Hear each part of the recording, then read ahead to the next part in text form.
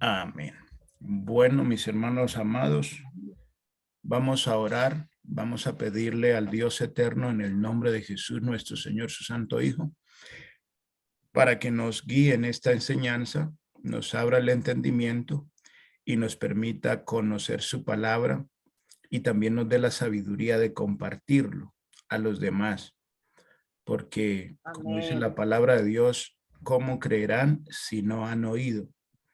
Y como dice el apóstol Pablo, orando por nosotros, orando por él, para que cuando alguien demandara del evangelio, él lo pudiera hacer con todo de nuevo, que asimismo suceda en nosotros, que no nos enredemos nosotros en discusiones sin necesidad, sino que Dios nos dé la sabiduría, la templanza, la misericordia, la bondad de compartir a las personas la verdad y saber que la obra la hace Dios. Uno comparte el mensaje y Dios es el que abre el entendimiento. Así como sucedió con nosotros, así sucede cuando Dios abre el entendimiento de las personas. Vamos a orar en el nombre de Jesús para que sea el Dios eterno usando esta enseñanza a los que la vean a diferido y que también la usen nosotros edificándonos. Amén. Amén, amén. Así Amado sea. Dios, a ti sea la gloria, la honra y la alabanza por los siglos de los siglos. Amén. En este momento me presento delante de ti como siervo tuyo, Señor, que por tu gracia y misericordia me has dado el tiempo, las fuerzas y la salud para poder compartir esta enseñanza. Por Palabra. eso, en el nombre de Jesús, tu Santo Hijo, te pido que me uses, oh Dios amado, en tu gracia y misericordia, me uses en beneficio de las almas y de la mía propia. Que tu palabra sea aquí enseñada y que quienes Palabra. compartan y vean esta enseñanza sean edificados por tu palabra. La obra tuya, Señor, está en tus manos y en tu poder. Nosotros solo somos tus siervos que hacemos lo que nos has pedido. En el nombre de Jesús te lo En el pedimos. nombre de Jesús. Ayúdanos, bendícenos y úsanos cuando tú así lo desees. Amén y amén. Amén. Bueno, mis hermanos amados, vamos a iniciar la enseñanza y vamos a observar en ella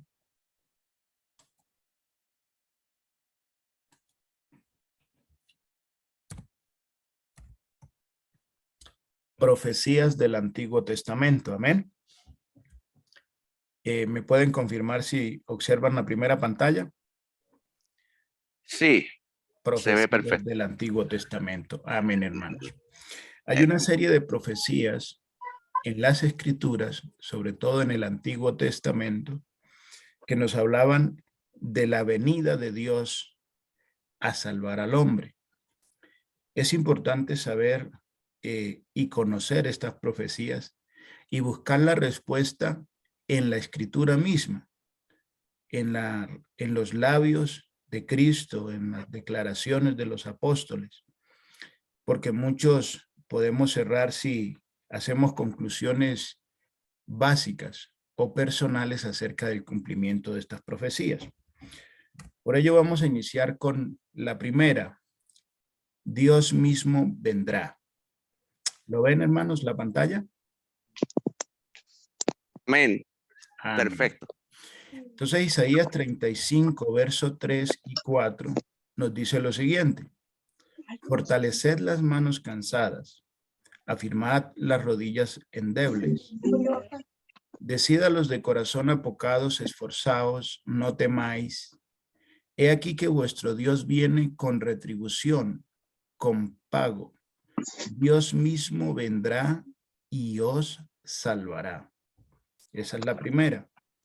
Isaías 52, versos 5 y 6 dice, y ahora ¿qué hago aquí? Dice Jehová, ya que mi pueblo he llevado injustamente, y los que en él se enseñorean lo hacen aullar, dice Jehová, y continuamente es blasfemado mi nombre todo el día.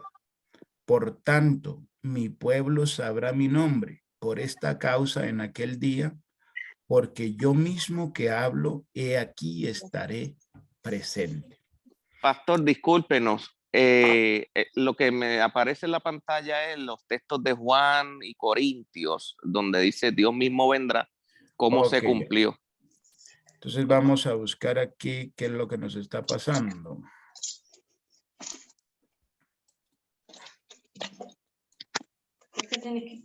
¿Ahora sí la observa, mi hermano? Ahora sí, ahora sí. Perfecto. Vamos a ensayar si ven el cambio. Dios mismo vendrá. ¿Cómo se cumplió? Ahora aparece cómo se cumplió, ¿verdad? Amén. Sí, observaron el cambio de página. Sí, observé el cambio. Ok, entonces volvemos a las dos profecías. Isaías 35, versos 3 y 4. Isaías 52, versos 5 y 6. Ya las leímos. Acá en estas profecías nos dicen que Dios mismo estaría presente y que Dios vendría con retribución y con pago, ¿cierto? Y que Dios daría a conocer su nombre. Vamos a observar cómo se cumplió esa profecía. La primera dice que Él vendría con pago y con retribución, ¿cierto? La paga del pecado era el castigo del pecador. En la antigüedad, en el Antiguo Testamento, se ejercía el castigo sobre un cordero que se presentaba en un holocausto, en un sacrificio. El hombre pecador llevaba un cordero. Eso lo hizo desde el mismo, la primera referencia de ese hecho la vemos hecha por Abel, que presentó junto con su hermano ofrenda a Jehová, y Abel presentó un cordero. Esto significa que Abel era un hombre pecador y presentó un cordero para que sobre ese cordero cayese el juicio que caería sobre él como pecador. Así se ve también en la ley cómo Dios estableció que llevasen un cordero por el pecado del pueblo. Entonces lo primero que vemos es cuál era el pago que tenía que traer Dios o presentar Dios por el pecado del hombre. Génesis capítulo 22, verso 8 dice, y respondió Abraham, Dios se proveerá de cordero para el holocausto, hijo mío, e iban juntos. Es una de las profecías que se le da a Abraham, o que Abraham dice sin darse cuenta, perdón, cuando va con su hijo a hacer un sacrificio a Dios, y Dios le había dicho que sacrificara al muchacho, ¿cierto? Este sacrificio del muchacho, llevaban la leña, llevaban el cuchillo, llevaban el fuego. El muchacho ya conocía que para el sacrificio se presentaba un cordero, y observa que no llevaban cordero. Entonces le pregunta a él, papá, ¿y el cordero? Nos falta el cordero para el sacrificio. Aunque Abraham sabía que Dios le había pedido a su hijo, Dios por medio de Abraham profetizó algo hermoso, porque la respuesta de Abraham es, Dios se proveerá de cordero. La respuesta de Abraham no fue Dios se hará cordero, sino Dios se proveerá de cordero. Juan capítulo 1, verso 29 nos dice, el siguiente día vio Juan a Jesús que venía a él y dijo, he aquí el Cordero de Dios que quita el pecado del mundo. Entonces, ¿cuál era la retribución y cuál era el pago que traería Dios? Según Juan dice, cuando ve a un hombre, dice, he aquí el Cordero de Dios. No dice, he aquí a Dios como Cordero, sino dice, he aquí el Cordero de Dios que quita el pecado del mundo. Apocalipsis 5, verso 9 al 10, dice, y cantaban un nuevo cántico diciendo, digno eres de tomar el libro y de abrir sus sellos, porque tú fuiste inmolado y con tu sangre nos has redimido para Dios, de todo linaje y lengua y pueblo y nación, y nos has hecho para nuestro Dios reyes y sacerdotes, y reinaremos sobre la tierra. Entonces, la Biblia misma nos dice que el pago que traería Dios para el castigo del pecado sería un cordero que Dios se iba a proveer. En ninguna parte nos dice que Dios se iba a hacer cordero.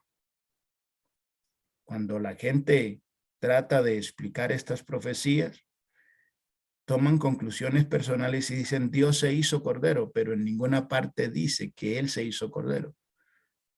En todas las partes dice que Él es el cordero de Dios, que Él es el que Dios se ha provisto.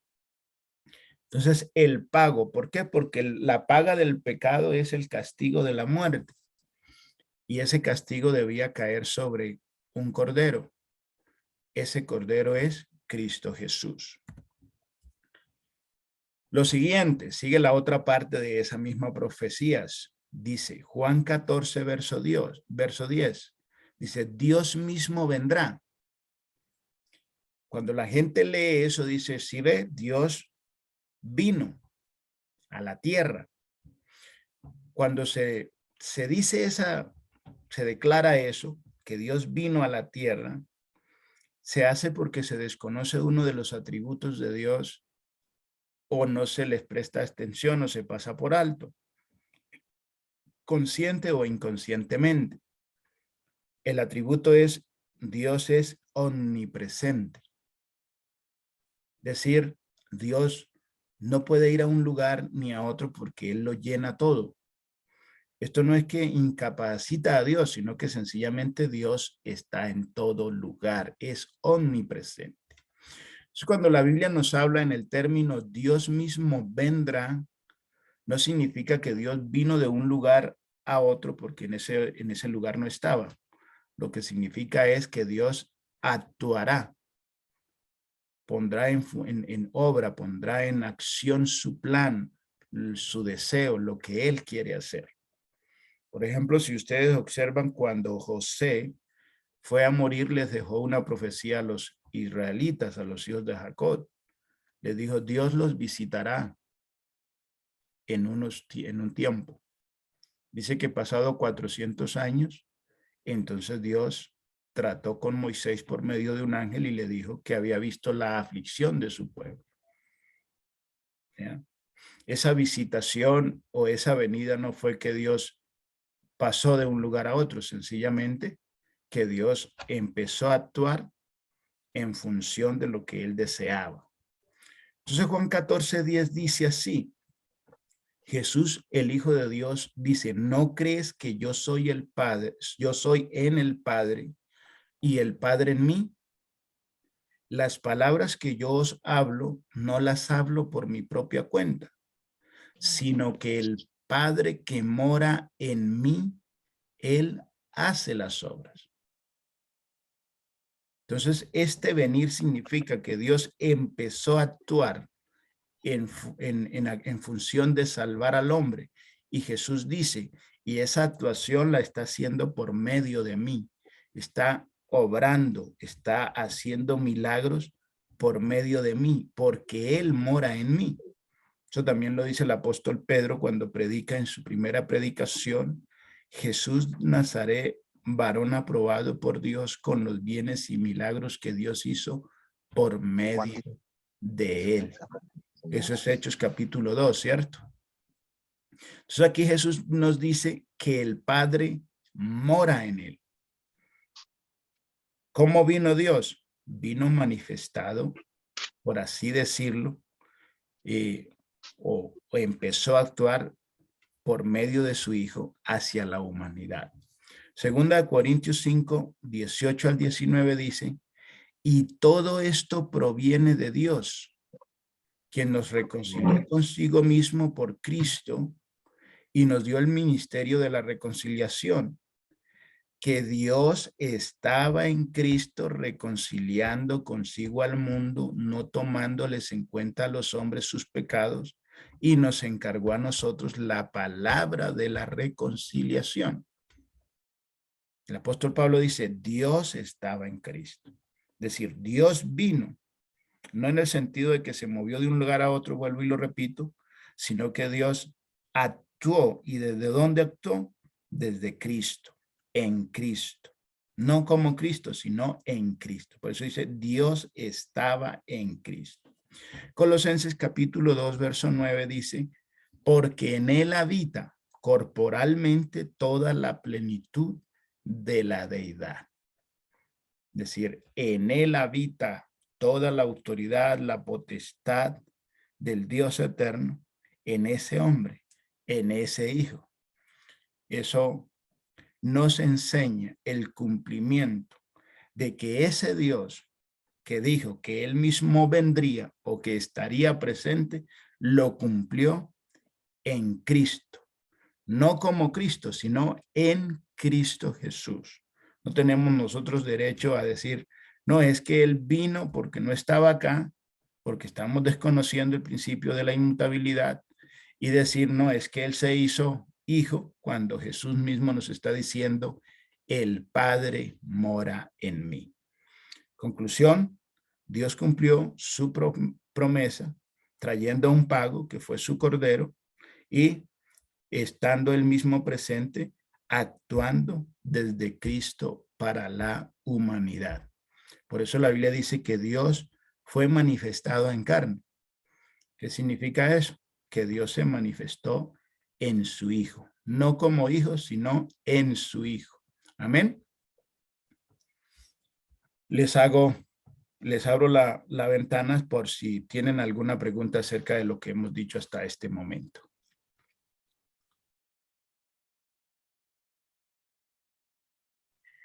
Bueno, eso significa, pastor, que en Cristo se refleja lo que es Dios, ¿verdad? Amén. El apóstol Pedro por eso dice que Dios hizo bienes y milagros por medio de Jesucristo. Cuando Felipe le preguntó ahí en Juan 14, muéstranos al Padre y eso nos basta, él le dijo, hace tanto tiempo que estoy con vosotros y no me has conocido, Felipe. El que me ha conocido a mí ha visto al Padre. El que me ha visto a mí ha visto al Padre. Entonces, ¿por qué me preguntas, muéstranos al Padre? La gente se detiene ahí, pero no continúa con la enseñanza de Jesús. Entonces Jesús continúa la enseñanza. ¿Por qué continúa? Porque quieres explicarle a Felipe cómo él ha visto el Padre en Jesús. Entonces le dice, ¿no crees que yo soy en el Padre y el Padre en mí? Las palabras que yo hablo no las hablo por mi propia cuenta, sino el Padre que mora en mí, él hace las obras. ¿Por qué Jesús le habla de las obras? Le habla de las palabras. Porque el apóstol Pablo en Romanos capítulo 1 nos dice que la única manera en que podemos ver el poder y la deidad de Dios es por medio de las cosas hechas. Romanos capítulo 1, verso 16. Vamos a buscarlo por acá.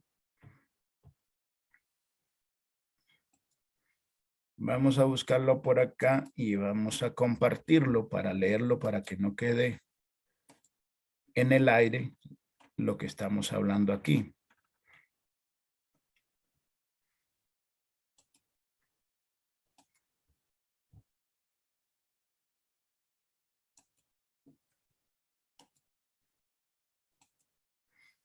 Entonces, como pueden observar acá en la Biblia, Reina Valera dice, porque la ira de Dios se revela desde el cielo contra toda impiedad e injusticia de los hombres que detienen con injusticia la verdad. Porque lo que de Dios se conoce les es manifiesto, pues Dios se lo manifestó. Porque las cosas invisibles de él, su eterno poder y deidad, es decir, su naturaleza y su poder, eso es invisible. Se hacen claramente visibles desde la creación del mundo, siendo entendidas por medio de las cosas hechas, de modo que no tienen excusa. Es decir, Dios es totalmente invisible, pero sabemos que existe y que tiene poder porque vemos lo que Él ha hecho. vemos la creación, vemos las estrellas, vemos el sol, la luna, y sabemos que hay un Dios eterno, poderoso, que tiene autoridad, que existe y que es real y que gobierna con autoridad por lo que vemos. Por eso Jesús le habló a Felipe de las obras y de la enseñanza, porque le dijo, tú estás viendo de la única manera que puedes ver al Padre en mí, y es por lo que Él hace y por lo que yo te enseño. Es la única manera de poder decir, he visto a Dios. Yo veo a Dios en lo que Él ha hecho, en lo que Él me ha enseñado, pero no lo puedo ver porque primeramente Él es invisible a mis ojos y segundo, Él es inmutable. No se ha hecho visible a los hombres. Entonces, por eso el apóstol queda satisfecho con la enseñanza, con la explicación de Jesús. Y por eso Jesús, como les digo, no termina ahí diciéndole el que me ha visto a mí, ha visto al Padre. No, él da la explicación de cómo sucedió ese hecho, cómo sucedió esa razón de que podían ver al Padre. El problema, hermanos amados, es que la mayoría de las personas se saltan la explicación de Jesús. La mayoría de las personas cometemos o cometíamos el error, porque yo prediqué que Dios era hombre, que nos parábamos a la mitad de la enseñanza de un apóstol o de Jesús y sacábamos una conclusión equivocada sin esperar la explicación propia de Jesús. Entonces, eso es lo que significa. Dios mismo vendría y reflejaría todo su amor, su gracia, su poder, su misericordia, todo lo que es Él por medio de su Hijo a la humanidad. Amén. Amén, pastor, gracias. ¿Sí me expliqué bien en la respuesta, mi hermano Arturo? Perfecto, pastor. Amén. Bueno, ¿alguna otra pregunta o continuamos? Pastor, bendiciones. Una preguntita. Isaías ve al Señor, dice, en su trono y describe, ¿no? Algo literal, que sus faldas llenaban el templo. ¿Cómo nos explicaría esa parte, pastor? Gracias. Bueno, hermano, Isaías ve una profecía y las visiones de las profecías son figurativas, no son reales. Por ejemplo, cuando usted ve Apocalipsis, usted no ve a Jesús en el trono, ve a un cordero que tiene muchos ojos y que está herido. No significa que Jesús, cuando subió al cielo, se volvió un cordero con muchos ojos y que está herido. Son figuras que representan, ¿cierto? Que representan, por ejemplo, en ese caso, a Jesús. Por ejemplo, usted ve a unos jinetes que van con unos aspectos, unos diferentes a los otros, que representan situaciones, momentos o ministerios. Por ejemplo, usted ve el jinete que va en el caballo blanco que lleva arco pero no lleva flechas. Ese jinete representa el ministerio del anticristo que inició a trabajar. Ese ministerio no es que va a empezar a trabajar, no, ese ministerio está trabajando desde que Cristo subió a los cielos. Por eso el apóstol Pedro dice el ministerio del anticristo que hoy está presente y que hay algo que hasta lo presente lo detiene. ¿Ya? Entonces lo que ve Isaías es la representación figurativa de un Dios que lo llena todo. Por eso dice, y sus faldas llenaban el templo, ¿cierto? No es que Dios tenga esa figura humana, porque Dios es espíritu y lo llena todo. Entonces él dice, yo vi al Señor y no fue uno solo, también lo dice Manoah. La Biblia dice que Moisés allá en el monte habló con Dios y que habló cara a cara como un amigo le habla a su compañero, ¿cierto? Todas esas declaraciones que están ahí son desde la perspectiva humana, es decir, cómo los hombres creyeron haber visto a Dios. Pero el apóstol Pablo y el apóstol Juan nos afirman con firmeza, con literalidad, ningún hombre ha visto a Dios. Entonces, cuando vamos a buscar la explicación de todos esos hechos, nos damos cuenta que es real. Ningún hombre vio a Dios, aunque ellos creyeron ver a Dios. Ahí en el canal La Biblia Declara, en las enseñanzas, los atributos de Dios, en la enseñanza, el Dios invisible, ahí está todo el estudio detallado de los hombres que dijeron haber visto a Dios y cómo la Biblia nos muestra qué fue lo que sucedió. Ellos realmente vieron, en el caso de Manoa, de Moisés, vieron al ángel por medio del cual Dios les habló. Y en el caso de Isaías, él está viendo es una visión profética, no es algo literal. Él no vio a Dios un hombre sentado, no, es una figura. Por ejemplo, en Daniel usted ve a un anciano de días y a un joven. Entonces, mucha gente decía, ahí está Dios el Padre y ahí está Dios el Hijo. ¿Vea? En Daniel. Pero si usted observa más adelante, después de que Daniel ve la visión, el ángel le dice, ¿tú sabes qué es esto? Y Daniel le dice, no, explícamelo. Entonces le dice, mira, el joven es un pueblo. Es un pueblo. Si nosotros tomamos la conclusión sola de la visión, sacamos la conclusión, el Dios Padre y es el Dios Hijo. Pero vamos a ver que el ángel le explica a Daniel, ese muchacho es un pueblo. Entonces ya deja de ser una figura humana a un pueblo, si nosotros observamos la explicación del ángel.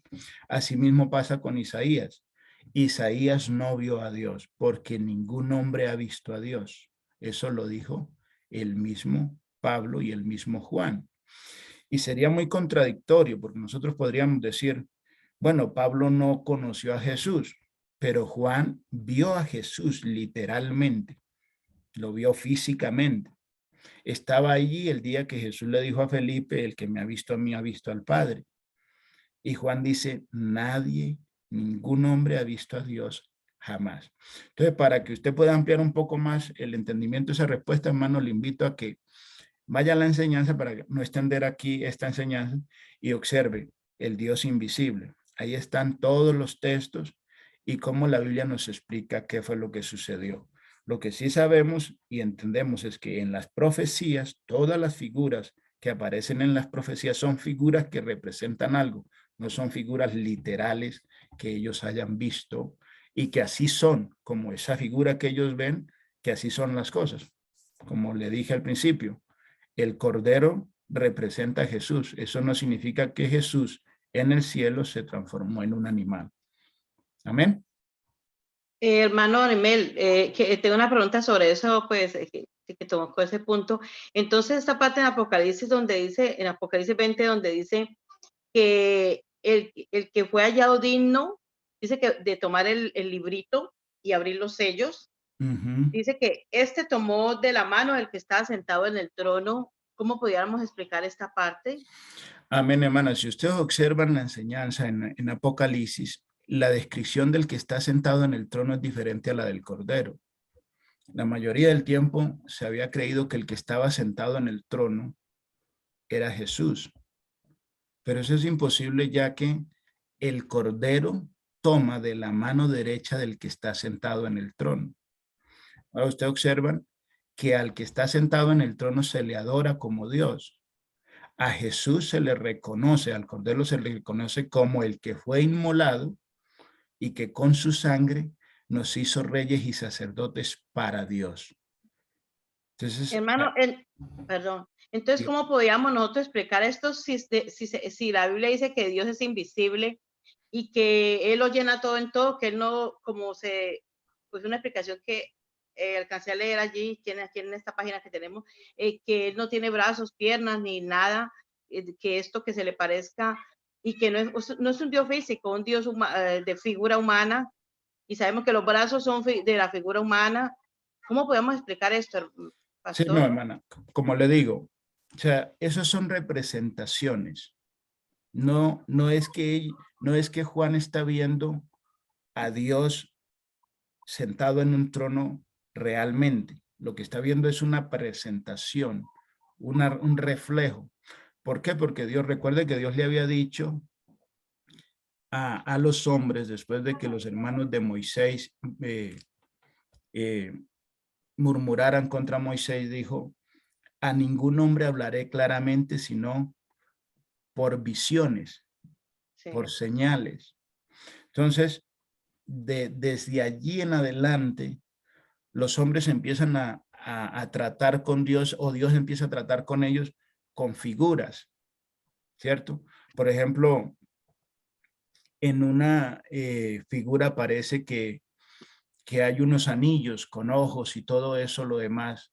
Entonces la gente dice, no, entonces Dios es como una cantidad de anillos con ojos para arriba y para abajo que se mueven a la derecha y se mueven a la izquierda. No, son figuras representando el Dios que usted tiene, lo conoce todo. La representación de Apocalipsis indica que hay un Dios que gobierna sobre todo y que le ha dado a su Hijo la autoridad sobre todas las cosas porque Él es el único digno, porque entregó su vida en propiciación por nuestros pecados. Por eso dice, y tomó el rollo de la mano derecha. La mano derecha significa diestra o poder y autoridad que Dios le dio a Jesús. Por eso Jesús dice, toda potestad me ha sido dada. ¿Cierto? Entonces no es que Juan, que Dios tiene una forma humana, sino que hizo una representación de lo que es su reino, de cómo todos lo adoran a él como Dios, que aparece un cordero en medio de ese trono y ese Dios que es adorado y lo reconocen como el Dios soberano, le da a él la autoridad y el poder para que desate los rollos que ningún hombre ni ningún ángel podían desatar.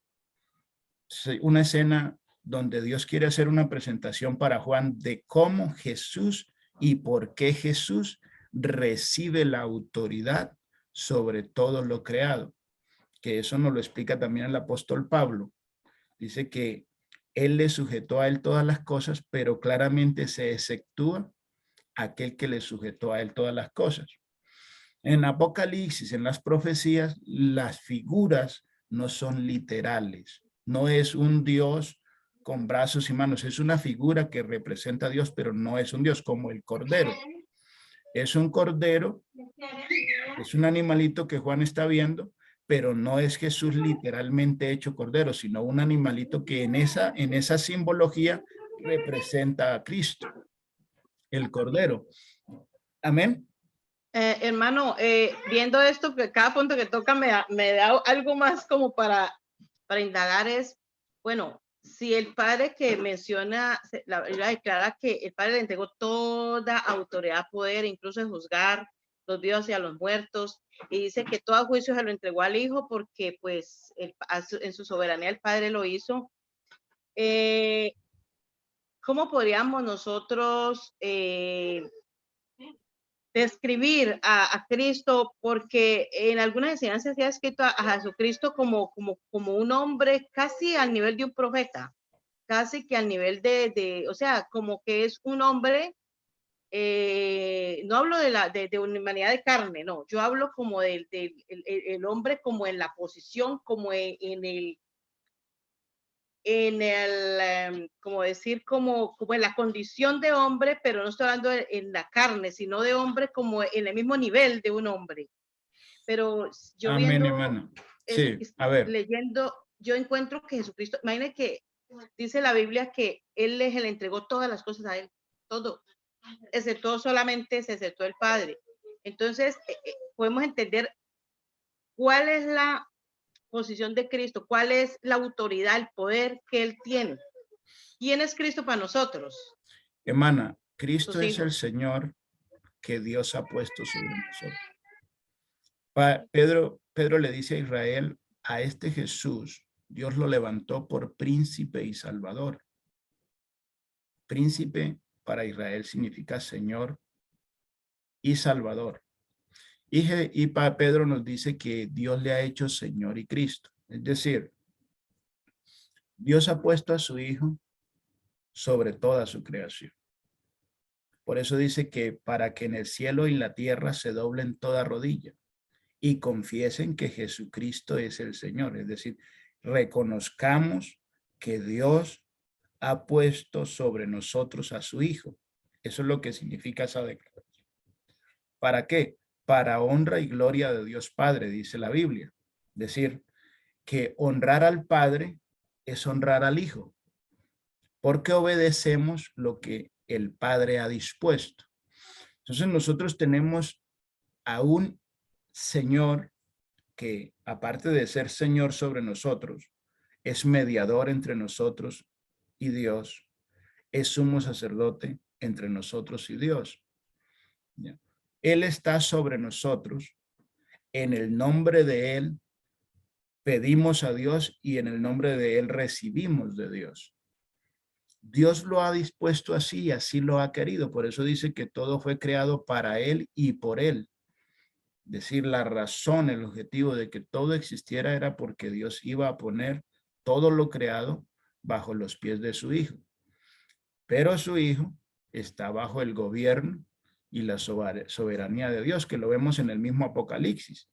En Apocalipsis Él nos dice que esta es la revelación de Jesucristo que Dios le dio. ¿Cierto? Entonces, nosotros tenemos un Señor, es Jesucristo, y sabemos que Él es el Hijo de Dios, que si nos queremos acercar a Dios, lo podemos hacer solo por medio de su Hijo, invocando el nombre de Jesús, presentándonos a Dios en el nombre de Jesús, adorando a Dios en el nombre de Jesús, porque ese es el Señor que Dios nos ha puesto. Así como cuando Dios le habló al profeta: yo no he escogido ciudad en Jerusalén, ni a un siervo sobre mi pueblo, mas he escogido a Jerusalén y a David como príncipe sobre mi pueblo. Entonces, todo Israel, cuando David llegó a reinar, se sometía a David. Eso no significaba que habían tomado a David como Dios, no, sino que significaba que se sometían al reino establecido por Dios, que era bajo el mando y el gobierno de David, su siervo. ¿Ya? Ellos adoraban a Dios y honraban a Dios obedeciendo al rey. Nosotros lo hacemos de la misma manera. Ya no es un rey sobre una nación, sino es un rey, un señor sobre todo lo creado. Dios lo ha puesto así y nosotros honramos a Dios obedeciendo lo que Él ha establecido, honrando al Hijo de Dios, reconociéndolo como que Él es Él, que Dios ha puesto como Señor nuestro. La forma física de Cristo, esa forma sí es la similar a cuando a Él estuvo en tierra. ¿Por qué? Porque esto que es físico lo que va a hacer es que se va a transformar en un cuerpo de gloria, pero va a ser muy similar a lo que somos. Amén. Por eso Juan, cuando le vio, dice: se me parece. Yo lo conozco, a mí se me parece conocido, pero entonces él le confirmó: yo soy el que vivo y estuve muerto. Entonces ahí mismo Juan corroboró que el que estaba tratando con él era Jesús de Nazaret, el que él había conocido. ¿Ya? Entonces, el lugar que tiene Jesús está sobre todo lo creado. ¿Por qué? Porque Dios lo puso como Señor nuestro. ¿Quién es superior? Dios, porque Él fue el que lo puso a Él. Y nosotros nos sometemos al Hijo, porque así ha sido la voluntad de Dios. Amén. Es por eso que dice Cristo el Señor, cuando la Biblia menciona Jesucristo el Señor y menciona Jehová el Señor. O sea, amén, por hermano. eso. ¿Por qué la Biblia habla de el Señor, llama a Dios Señor y a Jesús el Señor también?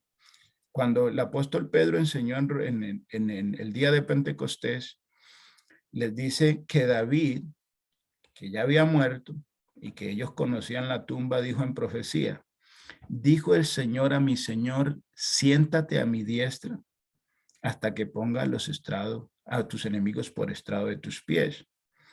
Entonces, Pedro les trae a colación esa profecía y les dice cómo se cumplió. Dice: ahora este Jesús, Dios lo resucitó y le ha hecho Señor y Cristo.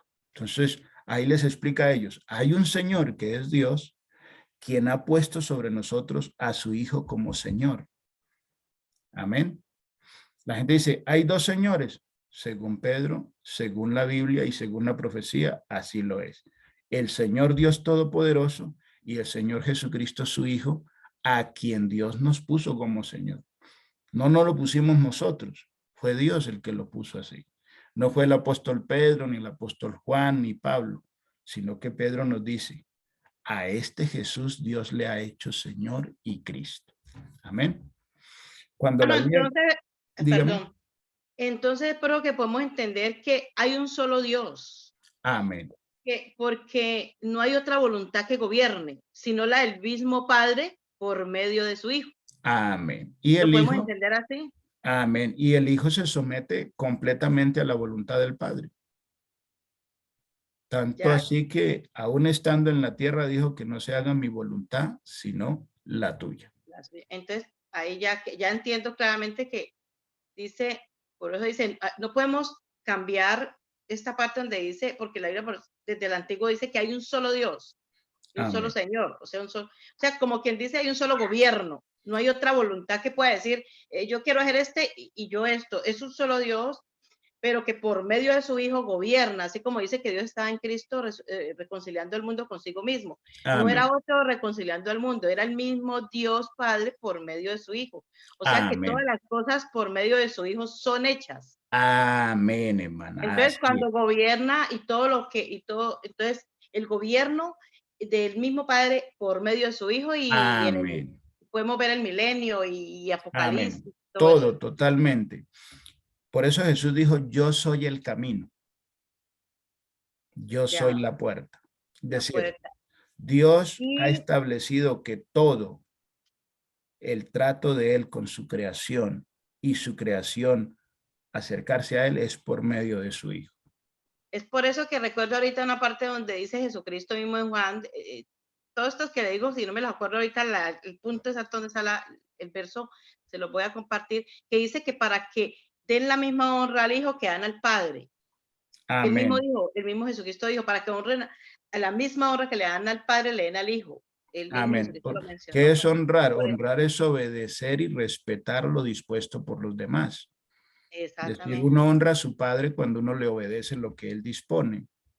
Entonces, uno honra a Dios honrando al Hijo, es decir, obedeciendo lo que el Hijo nos dice o nos demanda, porque eso está establecido por Dios. Por eso dice, honrad al Hijo así como se honra al Padre, es decir, sométanse y obedezcan porque Él está mandando, no por capricho propio, sino que su Padre lo ha puesto como Lo Señor ha sobre puesto. nosotros. Y Amén. ahora entiendo más esta parte donde dice, y no hay otro nombre dado a los hombres, está Amén. especificando, bajo el cielo, o sea, aquí para los humanos, Amén. dado a los hombres bajo el cielo en quien podamos ser salvos, porque Él no lo entregó a nosotros por Señor. Amén. En esa declaración del apóstol Pablo está hablando en cuanto a la salvación de los hombres, porque los ángeles, el trato con ellos no lo conocemos, cómo trata Dios con ellos.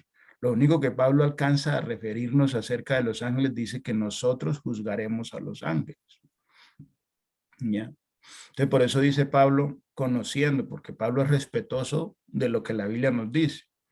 No hay otro nombre dado a los hombres bajo el cielo, dado a los hombres, en el cual podamos ser salvos. Es decir, hasta donde sabemos, en el nombre de Jesús, la salvación es para los hombres, ¿cierto?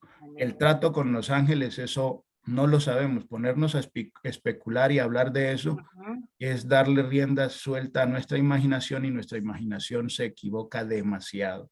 No, pero en Apocalipsis se aclara esto porque en Apocalipsis dice y en Daniel dice que le fue dado todo dominio. Amén. Y habla y menciona los cielos, como que él quedó como Señor hasta de los ángeles. O sea, Sí, da a sí, entender de que sí. Dios lo puso, le entregó. No, me estoy refiriendo, hermana, allí donde dice el nombre dado a los hombres en cuanto a la Ya, salvación ya, para ya. los hombres. Cuanto a la Pero en salvación, cuanto a lo creado, Dios está sobre sobre sobre todo. todo dominio, sobre todo reino. Satanás quedó debajo de los pies de Jesús. el arcángel Miguel, los querubines, todo ser humano, todo lo que existe está bajo el gobierno y el mando de Jesucristo, porque así lo estableció Dios. Amén. Eso nos aclara el reconocimiento que si el mismo Padre se lo dio, Amén. Exacto. entonces nosotros, Debemos aceptarlo. porque si el mismo Padre que está por encima de él, que es el único que está no hay nadie por encima de él según la Biblia. Amén. Entonces, mire la ¿Mm? parábola que hace Jesús acerca del padre que tenía una viña y la rentó. Mandó a sus siervos para cobrar la renta de la viña. Y estos mataron a sus siervos, a otros los metieron en prisión y no enviaron lo prometido. Entonces dice, enviaré a mi hijo. De pronto tengan respeto de que es mi hijo. Y dice, cuando vieron al hijo, dijeron, este es el heredero, matémoslo y quedémonos con la viña. Entonces, dice, ¿cómo será cuando el dueño de la viña venga a hacer el juicio? Israel entendió eso. Y ellos por eso se enfurecieron contra Jesús, porque sabían que los siervos que había enviado el Padre eran los profetas. Y ahora él decía ser el Hijo de Dios y tampoco le estaban creyendo. Entonces, por eso dice en el Salmo capítulo 2, dice, honra al Hijo, no sea que se encienda en su furor y vosotros perezcáis en el camino. Eso lo dice el Salmo capítulo 2. Entonces, hay que respetar el gobierno que Dios ha establecido. Un ejemplo de eso lo vemos con David. David respetó lo establecido por Dios. Aunque Saúl había sido ya dispuesto para ser quitado y David tuvo en sus manos la vida de Saúl, dijo, yo no tocaré a Saúl. O sea, yo no lo voy a quitar hasta que Dios no lo quite. Está equivocado, está mal, desobedeció y todo, pero yo no levantaré mi mano contra él. Eso no significa que usted no pueda decirle a alguien que le sirva a Dios, hermano, está equivocado. Pero ya una cosa es irse a quitarlo, irse a herirlo, irse a... ¿ya? Pues uno puede, por ejemplo, ustedes pueden decirle a su pastor, al siervo de Dios, hermano, eso está mal hecho, se lo comunico y usted decide, que eso fue lo que hizo el profeta con David. El profeta vino y le comunicó el error, pero el profeta no vino a quitarlo del trono. Mira, esto has hecho mal, ¿ya? Nosotros tenemos la libertad de hacerlo, eso no es pecado. A veces Dios nos puede mover a decirle a su siervo, oye, te equivocaste, estás mal, pero a veces no lo hacemos porque creemos que eso es ir en contra de la voluntad de Dios. No, ir en contra de la voluntad de Dios es ir a quitarlo a espaldas, a traición, ¿ya? Pero decirle de frente, con amor y hacerle una crítica observación o... Exacto, eso se llama respetar la autoridad de Dios. David lo hizo con Saúl, el profeta lo hizo con David y nosotros lo debemos hacer con nuestro Señor Jesús, honrarlo a él, porque él es el que Dios ha establecido como Señor sobre nosotros. Señor. En Efesios dice que en la iglesia hay solamente una fe, un Señor, un bautismo y un Dios y Padre de todos nosotros. Allí presenta a Jesús como un único Señor sobre nosotros, pero también agrega que hay un Dios y Padre sobre nosotros. Quizás no lo llame Señor también, pero lo reconoce Pablo directamente como un Dios y Padre sobre todos nosotros. Amén. Es por eso que mucho hay, pues, bueno, nosotros somos hijos de Dios, pero Él es el Hijo de Dios. Él no es hijo de Dios, Él es el Hijo de Dios. Y hay muchos señores, como la Biblia dice que hay muchos señores, pero Él es el Señor. Amén, el Señor de todos nosotros. Amén. Bueno, ¿alguna otra pregunta o se continuamos? No sé si los hermanos están presentes. Sí, continuamos. Vamos a continuar.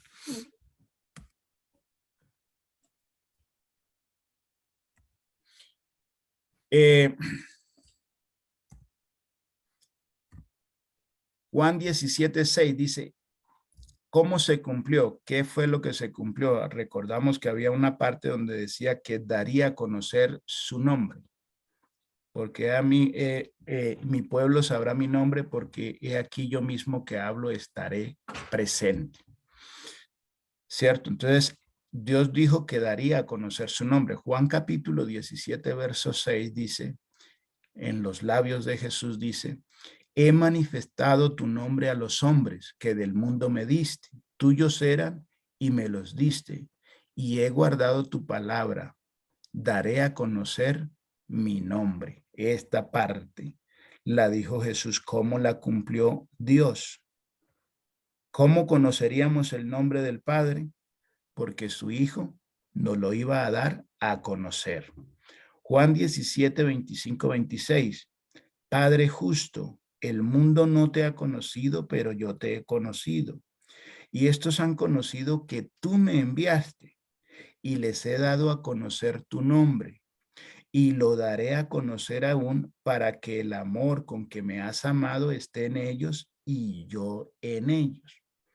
Entonces Dios no faltó a sus promesas. Algunos dicen que si Dios mismo no se hubiese hecho hombre, entonces hubiese faltado a su promesa. No, acá nos está explicando la Biblia cómo vino, qué retribución y qué pago hizo. Y nos está diciendo Jesús, yo vine a darles a conocer tu nombre. Entonces, por ejemplo, nosotros, ¿cómo conocimos de Dios? Porque alguien vino y nos habló de él. No fue necesario que literalmente vino Dios y trató con nosotros, sino que alguien vino y nos trajo el mensaje. Nos anunció de Dios, nos habló del amor de Dios y así conocimos lo que hoy abrazamos, la fe que abrazamos. Dios dio a conocer el nombre por medio de su Hijo, porque todo lo ha dispuesto Dios por medio de su Hijo. Entonces aquí Jesús nos dice, yo he dado a conocer tu nombre. Colosenses capítulo 4, verso 10, verso 11. Dice, Aristarco, mi compañero de prisión, os saluda, y Marcos, el sobrino de Bernabé, acerca del cual habéis recibido mandamientos, si fuere a vosotros recibirle, y Jesús, llamado Justo, que son los únicos de la circuncisión que me ayudan en el reino de Dios y han sido para mí un consuelo. ¿Por qué está este texto acá? El nombre de Jesús en los tiempos de Jesús era algo común. No era súper común, pero sí era común. Podemos ver en la escritura que aquí aparece un tal Jesús llamado Justo.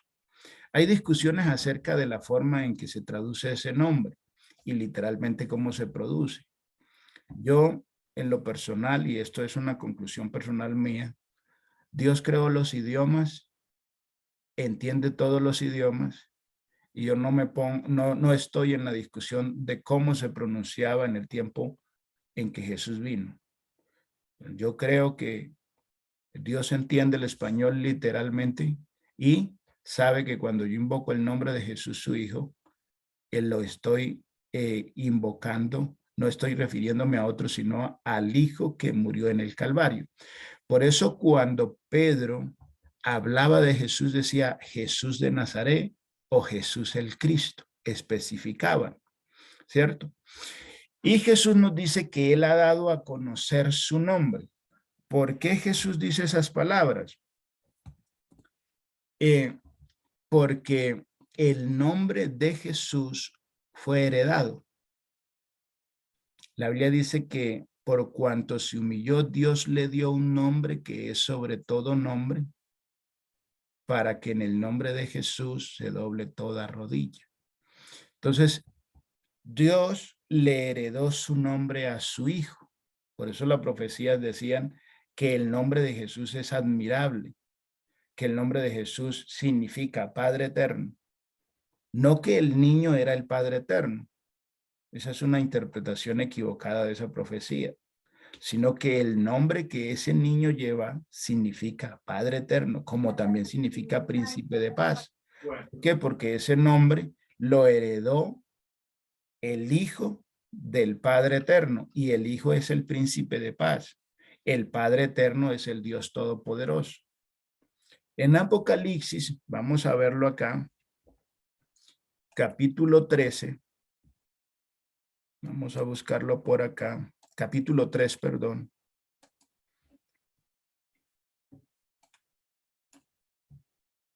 Encontramos algo muy importante.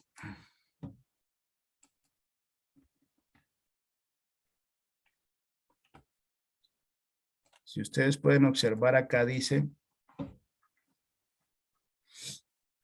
desde el verso 18, dice, porque tengo, no, acá, perdón, verso 10. Por cuanto has guardado la palabra de mi paciencia, yo también te guardaré de la hora de la prueba que ha de venir sobre el mundo entero, para probar a los que moran sobre la tierra. He aquí yo vengo pronto, retén lo que tienes, para que ninguno tome tu corona. Al que venciere, yo le haré columna en el templo de mi Dios. Aquí está hablando Jesús. Y nunca más saldrá de allí. Y escribiré sobre él el nombre de mi Dios y el nombre de la ciudad de mi Dios, la nueva Jerusalén, la cual desciende del cielo de mi Dios, y mi nombre nuevo. El Hijo de Dios un día dejará de llamarse Jesús. Tendrá un nombre nuevo. Porque el nombre que él tiene o que se ha presentado en este momento, Dios se lo heredó a él, pero un día Dios le dará un nombre nuevo. Entonces, si a uno le pregunta, ¿Dios se llama Jesús? Podemos decir con toda libertad, sí, Dios se llama Jesús. Pero si nos dicen, el Hijo de Dios es Dios, le decimos no. ¿Ya? Porque nosotros debemos entender y comprender que para Dios revelar su nombre a la humanidad, le heredó su nombre al Hijo y el Hijo dio a conocer su nombre. Aparte de que no solamente es el pronunciamiento del nombre, sino todo lo que significa ese nombre. Amor, paz, gozo, bondad, perdón, misericordia, autoridad. Amén. Jesús dio a conocer el nombre de su Padre y el Hijo de Dios un día tendrá un nombre nuevo. ¿Cómo se llama ese nombre? ¿Cuál será ese nombre? Hay que esperar a que llegue el momento, que eso será en los finales de los tiempos humanos, en los que sabremos cuál será el nombre nuevo que el Hijo de Dios tendrá. Amén. Entonces, como podemos observar hasta este momento, toda la profecía la cumplió Dios a cabalidad por medio de Cristo, y no necesitamos nosotros tomar nuestras ideas, nuestros análisis limpios, sino que al observar en la Escritura, podemos observar cómo la Escritura misma nos dice cómo Dios cumplió sus promesas. Amén. Que eso es un muy buen ejemplo.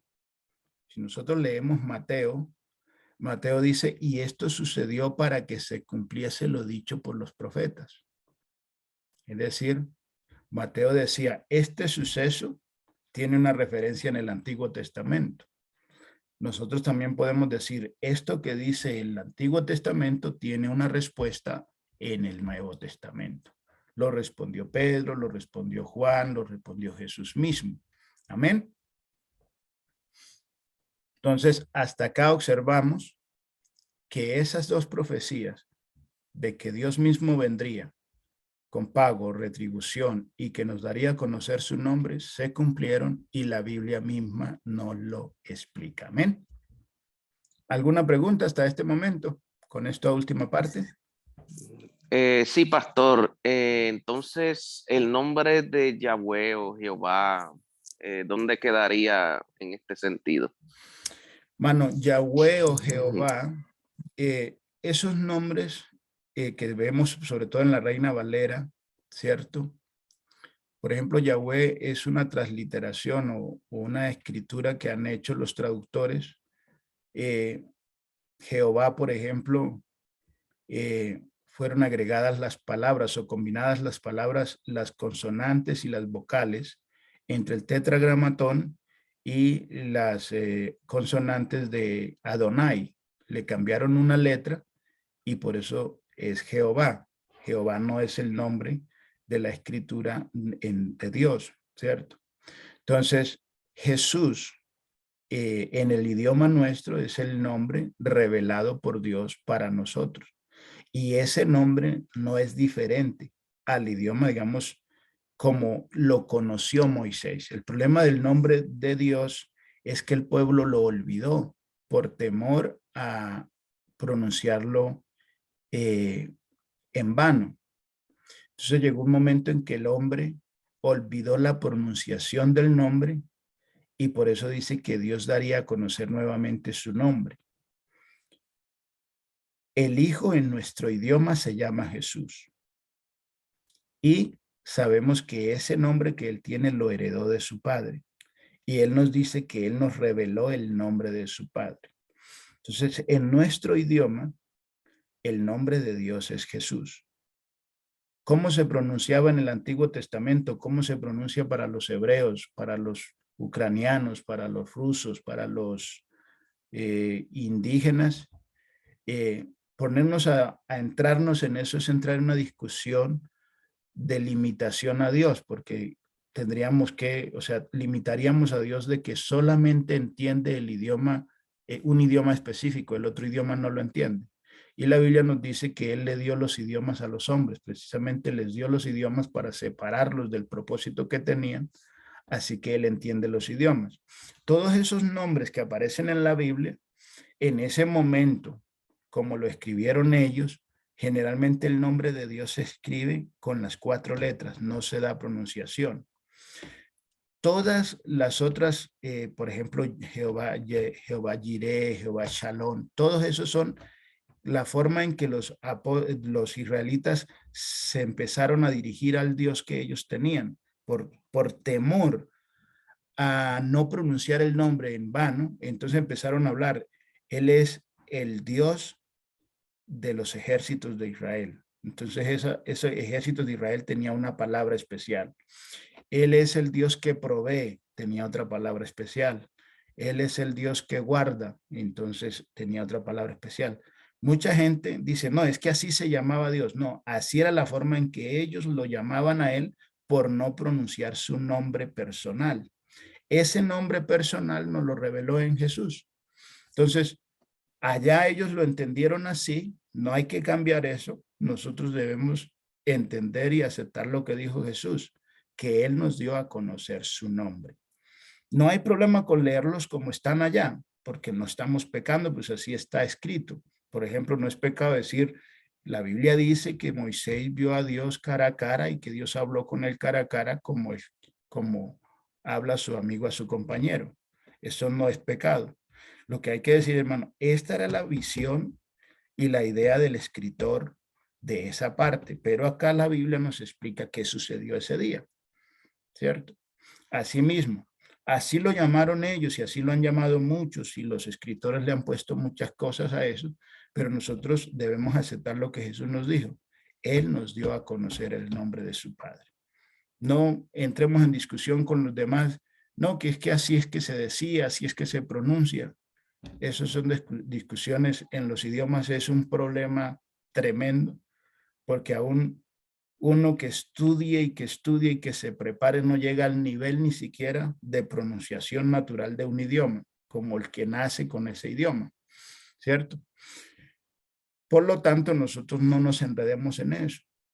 Nosotros sabemos que Jesús nos dio a conocer el nombre de su Padre. Ese es el nombre que conocemos en nuestro idioma. Si llegamos al cielo y nos dan un idioma nuevo, entonces pronunciaremos ese nombre en el idioma que nos den nuevo. Pero hasta el momento, el idioma que tenemos es el español y Jesús nos dijo que su Padre le había, la Biblia nos dice que el Padre le heredó el nombre a Jesús. Dice que heredó más excelente nombre que los ángeles. ¿Por qué es el nombre del Padre? Porque es heredado. No fue que le dio un nombre por dárselo. Porque, por ejemplo, a Juan se le dio un nombre, pero a Jesús dice que lo heredó. Y heredó no cualquier nombre, sino el nombre más excelso que los ángeles. El nombre más excelso que los ángeles es el de Dios. ¿Cierto? Entonces, aparte de que él dice que él dio a conocer el nombre de su Padre, eso nos da sustento total para entender y comprender que el nombre personal de Dios es Jesús. Amén. Hermano, Amén, entonces, pastor. claro, entonces depende de la autoridad, el nombre es la autoridad el que lo lleva, porque cuando hubieron los hijos de un tal sacerdote, dice que y fueron a echar al demonio en el nombre de Jesús, y y estaba en el idioma, porque pues me imagino que no les hablarían en alemán ni en griego o en japonés, sino en el idioma de ahí. Y le dijo: a Jesús conocemos, a Pablo también, pero ustedes quiénes son, y le golpearon y salieron desnudos. Exacto. Y lo estaban reprendiendo en el nombre del idioma de ahí, o sea, no. Amén. Y mire la oración de Hechos. En Hechos capítulo 4, los apóstoles oran a Dios, se dirigen a Dios como Dios.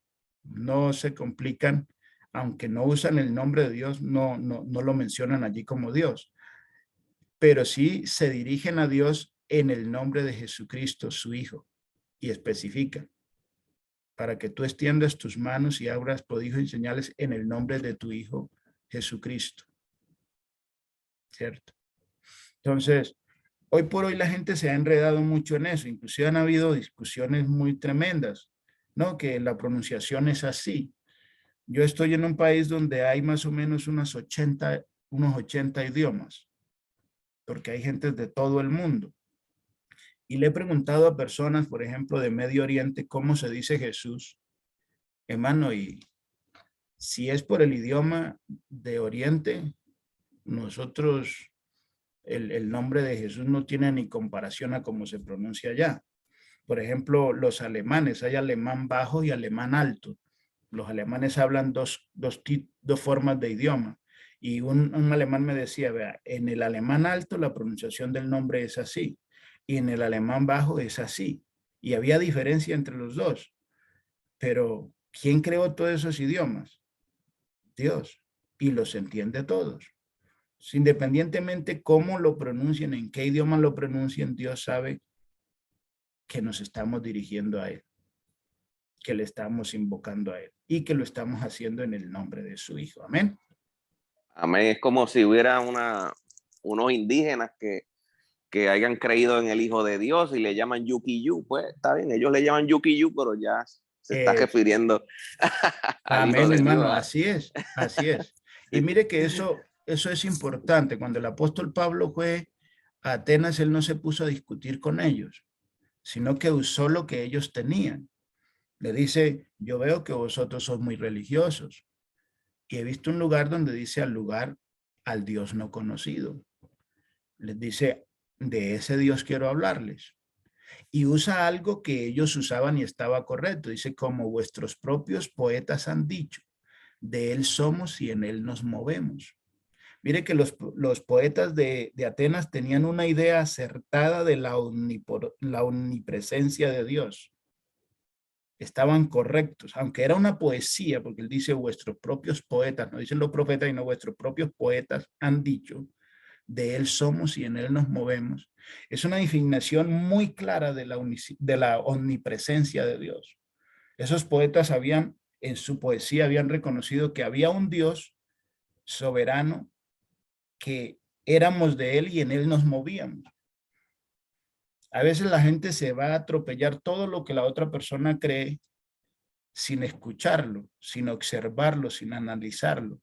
El apóstol Pablo no hacía eso. Primero escuchaba, analizaba y observaba, y habían cosas correctas. No todo de las personas está equivocado. Atila y Aquila escucharon hablar a Apolo y vieron que era un hombre elocuente que hablaba, pero que tenía ciertas cosas que no concordaban. Entonces lo llamaron aparte, le aclararon todo, y este hombre fue una bendición para la iglesia. Si ellos hubieran ido: no, es que usted está equivocado, en medio de la enseñanza de Apolo, y si hubieran ido en contra de él, pues hubieran perdido a ese hombre que después llegó a ser de tanta bendición para la iglesia, que el mismo apóstol Pablo le requería que los visitara, y él estaba tan ocupado por tantos compromisos que tenía que no había podido visitarlos. Entonces, por eso hay que decirle al Señor que nos dé sabiduría, y sobre todo ver con la misma misericordia que nos vieron a nosotros. Porque el día que no entendíamos, el día que no comprendíamos, Dios usó a alguien que tuviera paciencia y misericordia hasta que llegamos a comprender. A veces a nosotros se nos olvida eso y dice: no, es que no entiendes, que es necio.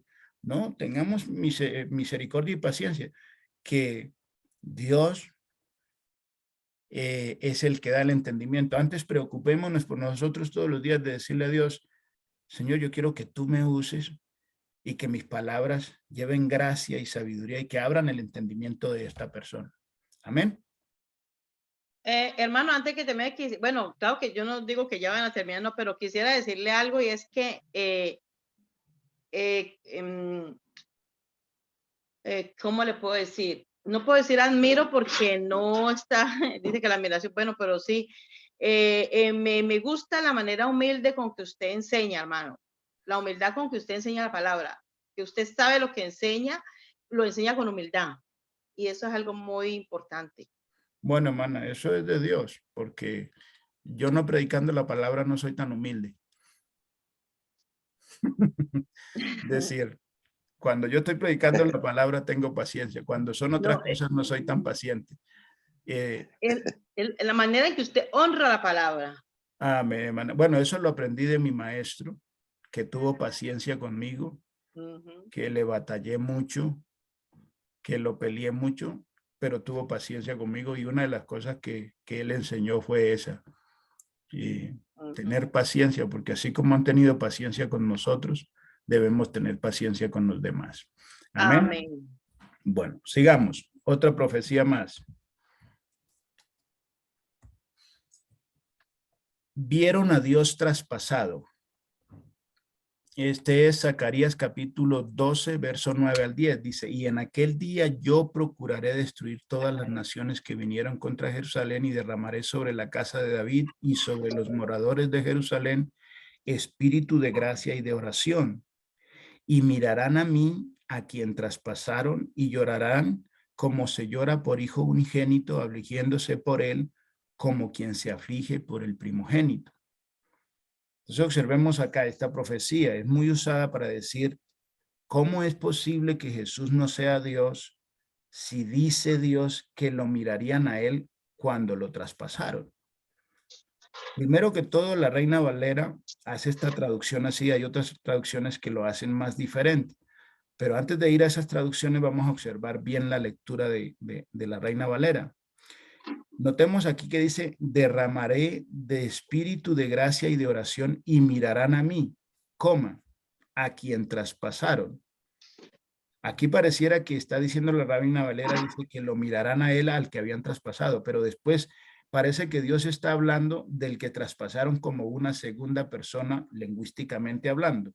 Dice, y llorarán como se llora por hijo unigénito, afligiéndose por él. Ustedes pueden observar allí en el lenguaje, primera persona, segunda persona, cuarta, quinta persona, significa yo tengo un carro, yo soy primera persona y lo voy a regalar a mi hermano. Entonces la segunda persona es el segundo sujeto, ¿cierto? Acá en la Reina Valera dice, y mirarán a mí. Parece que dice ahí que miran a Dios y a quien traspasaron. Entonces, si agarramos ese unido, parece que el que traspasaron fue a Dios, pero después la profecía en la misma traducción dice, y llorarán como se llora por unigénito, hijo unigénito, afligiéndose por él. Ya habla del que traspasaron no como él, sino como otro. Si fuera realmente Dios, ahí no cambiaría la expresión, sino que dice, afligiéndose por mí como quien se aflige por el primogénito. Entonces, esa es la traducción de la Reina Valera, pero veamos esa traducción en otras versiones. En la nueva versión internacional, Zacarías capítulo 12, verso 10 dice, sobre la casa del rey David y los habitantes de Jerusalén derramaré un espíritu de gracia y de súplica. Y entonces pondrán sus ojos en mí, punto, seguido. Harán lamentación por el que traspasaron, como quien hace lamentación por su hijo único, llorarán amargamente como quien llora por su primogénito. Note que aquí la nueva versión internacional respeta la figura escritural y nos divide. Mirar a Dios en el sentido de que ponemos nuestra esperanza en Dios. ¿Ya? Cuando haya ese espíritu de gracia y espíritu de súplica, entonces Israel buscará a Dios. Eso no es mirar literalmente, sino buscar, se acercará a Dios. Entonces después viene una profecía que es el sacrificio. Harán lamentación por el que traspasaron. Que hay dos cosas, que Israel buscará a Dios y que Israel mirará a alguien traspasado y que harán lamentación por su hijo único. Llorarán amargamente como quien llora por su primogénito. La versión castellán del 2003 dice, pero sobre la casa de David y sobre los habitantes de Jerusalén derramaré un espíritu de gracia y de oración. Dice, y mirarán a aquel a quien ellos mismos traspasaron. Note que aquí ya esta versión se indica que al que van a mirar es a aquel a quien traspasaron. Ya no dice aquí, y mirarán a mí, a aquel a quien traspasaron, sino dice, y mirarán a aquel a quien ellos mismos traspasaron. Harán duelo por él. Aquí Dios está haciendo, dando en la profecía por medio de Zacarías, hablando de su hijo. Harán duelo por él como se hace duelo por el hijo único y llorarán amargamente por él como se llora amargamente por el primogénito. Y la Jerusalén, tercera edición, dice, derramaré sobre la dinastía de David y sobre los habitantes de Jerusalén un espíritu de gracia y de oración, y mirarán hacia mí. Aquí vuelven y hablan, lo ponen en la forma en que Israel buscará a Dios. Dice, en cuanto a aquel, note aquí que aquí, ellos usan esta versión, en estas versiones dicen, en cuanto a aquel, es decir, en razón, entonces, de manera que, por consiguiente, ¿qué? Dice, en cuanto a aquel a quien traspasaron, harán duelo por él como se llora a un unigénito único y llorarán amargamente como se llora a un primogénito. Entonces, si uno tiene, primero, la delicadeza de leer detenidamente los textos, segundo, de corroborar en diferentes versiones, podemos observar que aquella profecía que la mayoría de las veces usamos, lo digo yo porque algún día lo usé para decir que yo podía ver a Dios traspasado, era equivocada por no leer con cuidado, por no investigar, por no escudriñar, como dice el Señor Jesús, escudriñad en las escrituras, ¿cierto? Podemos ver aquí que realmente cuando habla de el que han traspasado es Dios hablando de su hijo, no de sí mismo. Cumplimiento. Y esto es importante tenerlo en cuenta. ¿Cómo se cumplió esa profecía? ¿Dicha por nosotros o interpretada por nosotros? No, la explica Juan. Dice Juan capítulo 19, verso 35-37. Dice, y el que lo vio da testimonio, es decir, Juan, y su testimonio es verdadero. Y él sabe que dice la verdad, porque vosotros también creéis. Porque estas cosas sucedieron para que se cumpliese la escritura. No será quebrado hueso suyo. Y también en otra escritura dice, mirarán al que traspasaron. Note aquí el escrito de Juan, como Juan da la profecía que acabábamos de ver en Zacarías, la da claramente, mirarán al que traspasaron. Esta es como la versión más clara, aún en la misma Reina Valera, cuando lo escribe Juan, lo escribe correctamente, mirarán al que traspasaron. Amén. No dijo, y mirarán a Dios traspasado. Juan no lo escribió así, sino mirarán al que traspasaron. Entonces, Jesús es el cumplimiento, que iban a ver a un traspasado. ¿Por qué Juan también usa la palabra no será quebrado hueso suyo? Vamos a mirar esa profecía de hueso suyo, a ver si esa profecía está hablando directamente de Dios. Salmos 34, 19, 20. Muchos son las aflicciones del justo, pero de todas ellas le librará Jehová. Note aquí que está hablando del justo, no como Jehová, sino que al justo lo librará Jehová. Él guardará todos sus huesos, ni uno de ellos será quebrantado. Mire qué hermoso es cómo la Escritura nos da la misma respuesta. Juan usa dos profecías. En una dice, no será quebrado hueso suyo, y en otra mirarán al que traspasaron. Entonces, tanto al que traspasaron como al que no le quebraron huesos es la misma persona. Entonces, si vemos la profecía del hueso que no sería quebrado, observamos que está hablando de un justo al que Dios librará. Y dice, él guardará sus huesos, ni uno de ellos será quebrantado. Amén. Entonces aquí podemos explicar nosotros o poner a Juan y al salmista a decirle a la gente, mire, observe detenidamente que la profecía se cumplió no con un Dios crucificado, sino con el justo. ¿Quién es ese justo? Jesucristo, al cual Dios libró de la muerte. Por eso dice la Escritura que no dejaría que mi alma quedase en el Seol y que le guardaría todos sus huesos y ninguno de ellos sería quebrado. ¿Por qué? Porque cuando fueron a quebrarle las piernas a los crucificados, ya Jesús estaba muerto. ¿Quién permitió o quién impidió que no se le quebrasen huesos? Aquel que le libraría. Dios eterno. Amén. ¿Alguna pregunta? ¿Está clara la explicación? Amén, pastor. Y algo interesante, la Biblia Kadosh dice, y mirarán a mí de quien se burlaron, y después dice, ellos llorarán por él. Amén. ¿Verdad? Dice, me mirarán a mí, pero después en la siguiente parte dice, ellos llorarán por él como por un amigo amado, estarán afligiéndose intensamente por él como por un hijo único.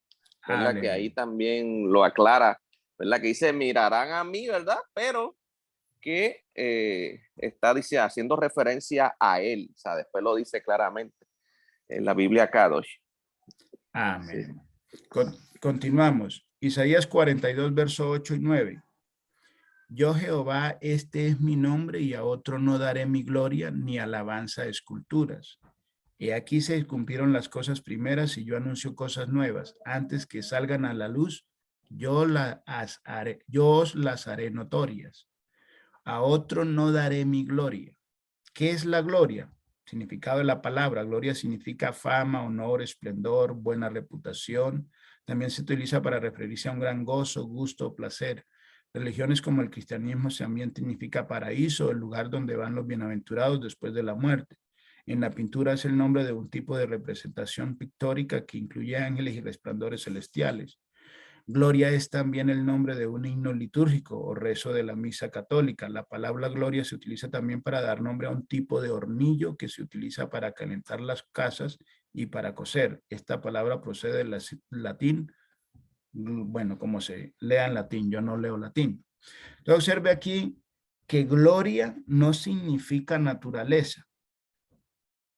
Significa honor, fama, alabanza, todo eso referente a Dios.